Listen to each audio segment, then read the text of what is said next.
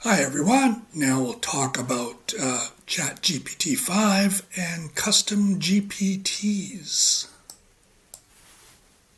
So ChatGPT 5 acts like basically a PhD professor for you, and you can make your own GPTs. Feel free to pause any of the slides. There's a lot of information, and I'm not going to read off each one. So, yeah, you may want to pause a lot. So here are the steps of creating your own personal GPTs.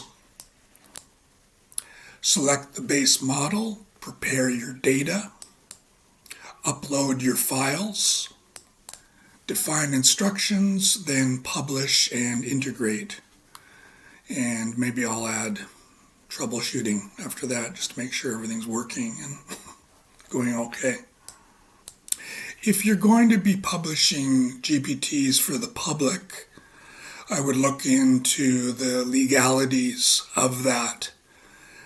Maybe check with a lawyer and see how liable you would be if it hurts someone accidentally. Here is the step-by-step custom GPT creation.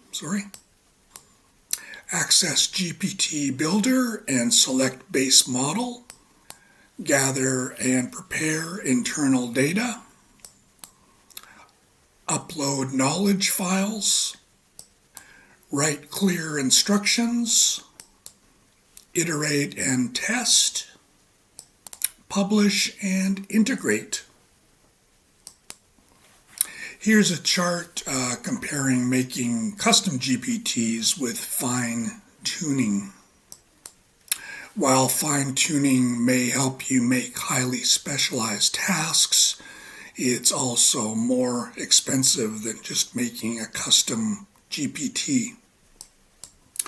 Now talking about feeding internal documents safely. When doing all of this, privacy and security must be the most important thing. So this slide covers data minimization, enterprise-grade solutions, siloed environments, data anonymization, API-based interaction, and again about security and privacy. You need to delete those files right after processing.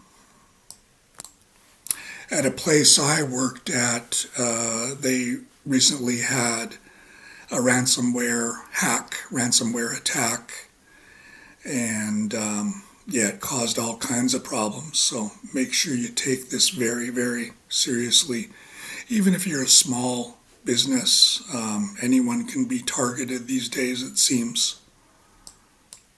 So you need enterprise-grade security solutions.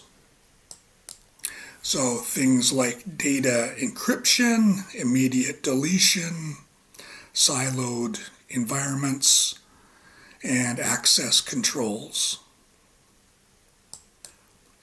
Two-factor authorization is very important for all accounts now.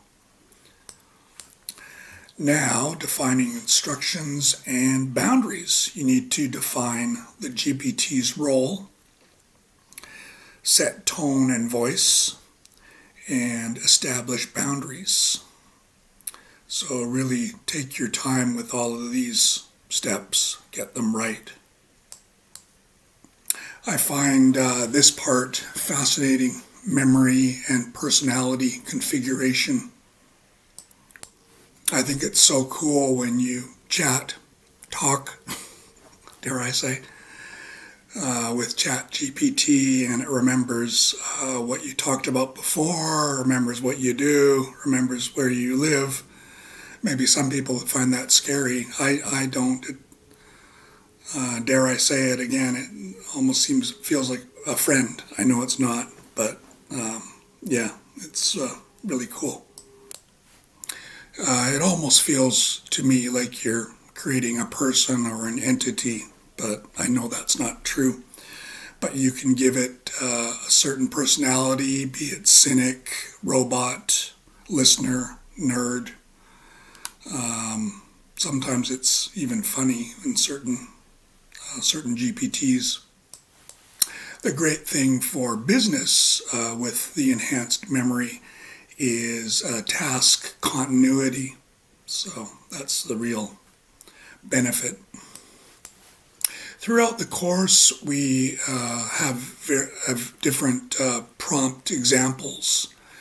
And here's some more advice on task-specific prompt engineering.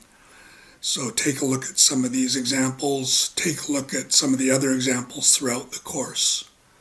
And I'm sure that there are more than a few that are good for your business that you can base prompts from. So about privacy and compliance considerations, take a look at the slide and see the brief blurbs about the EU and US. But again, you may want to consult with a lawyer on all of this, even if you're using your GPT internally only. I would know about the compliance and the laws of your area. So in terms of corporate security, I think a lot of these things you know. But you need to train your employees. And of course, they need to stay away from dangerous or nefarious websites, especially during work, especially on work computers. I mean, that's a given. Things are getting so sophisticated now. Of course, you need great antivirus software. But if your employees are well trained, that can help mitigate some of the things that can happen. As I said before, one of the places I worked at experienced a ransomware attack, and they did have some security, but obviously not enough. And the hackers are so sophisticated, it's tough. So prevention is the better part of valor. Is that the expression? Not sure. When the hack happened for us at my company, they even wanted us to do antivirus on our home computer if we accessed the company site from home on a different computer. So I used two computers with that company and had to make sure both were okay. And yeah, it was on a personal level, it was a bit of a challenge. New passwords, new ways to log in, all that stuff. So yeah, take a look at the slide and make sure you're up on the best security practices for your company. Here are some implementation case studies. One company used their ChatGPT for IT support optimization, and of course it reduced work time by 40%. Pretty amazing. Another company used it for legal document review, and another made one for marketing analysis, and another made one for customer service. A friend of mine made one for investing. Helps him to do well in the market.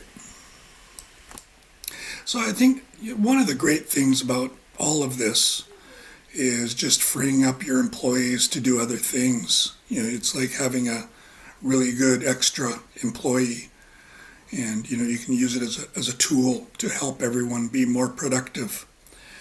So yeah, it helps with unprecedented innovation, enhanced productivity, as mentioned, bridging communication gaps.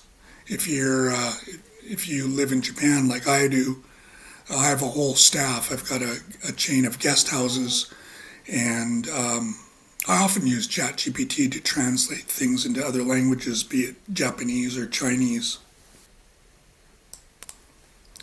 And always make sure that you are responsible with your AI implementation.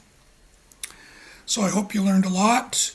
You may want to watch the slides again, and we'll see you in the next lesson. Thank you.